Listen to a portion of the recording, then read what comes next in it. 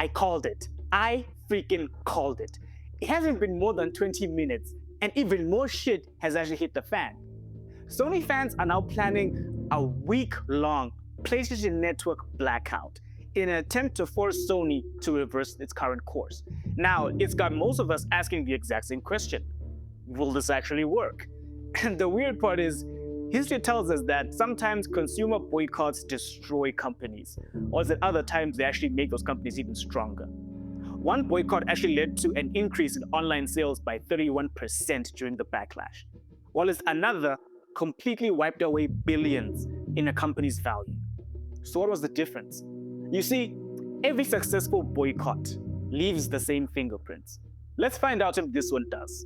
You see, most people think that consumer boycotts are quite simple. You know, company upsets consumer retaliates by not buying company's products, company faces revenue losses, company caves eventually, and end of story.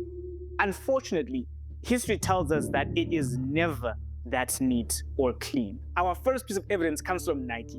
Back in 2018, Nike partnered with Colin Kaepernick in one of its advertisement campaigns, and the backlash was almost immediate.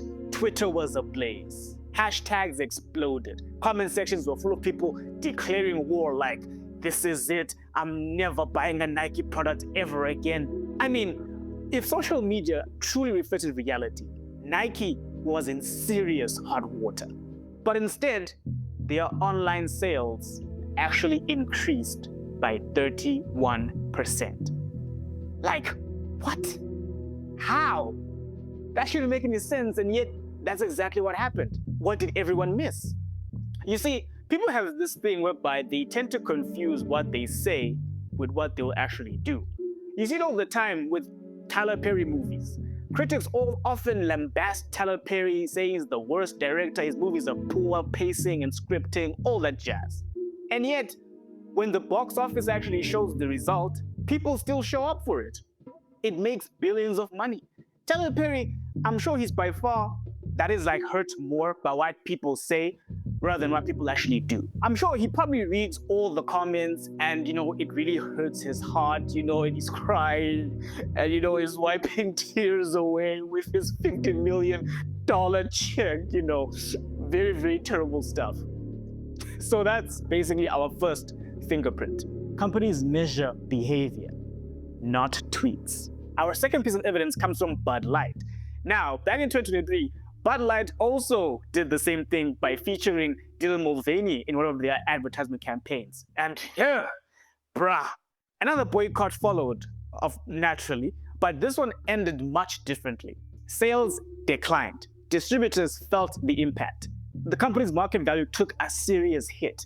So then the question becomes, if Nike survived, why didn't Bud Light? You see, this time around, it wasn't just about outrage. The incentives actually changed. There was investment pressure, social pressure, political pressure. And unlike most internet controversies, this pressure lasted way longer than the news cycle. So now let's examine the evidence. History keeps leaving us the same clues. Our first fingerprint was behavior. Not opinions, but behavior. Did people actually stop buying? Our second fingerprint was staying power. Did people actually stay away, even when it was inconvenient? Our third fingerprint was financial pain. Did the boycott actually cost the company enough money for them to even care? Our fourth fingerprint was investor attention. Did shareholders begin asking questions? And our final fingerprint was time. Did the pressure actually outlast the headlines, or did people simply move on? If you miss one of these, history tells us that usually the boycott will just fade away. Which brings us back to Sony. Since now we have our final piece of evidence, does this blackout leave those same fingerprints? Will enough people participate? Will enough people stay away once convenience becomes a factor? Will 1 week create enough meaningful financial pressure or pain? And will investors even care? Or is Sony calling the community's bluff? A boycott isn't measured by tweets, it's measured by what people are willing to sacrifice. And it's also kind of funny how it only took 20 minutes for everything to actually kind of hit the fan. I'm curious to see what the next 20 minutes will actually bring.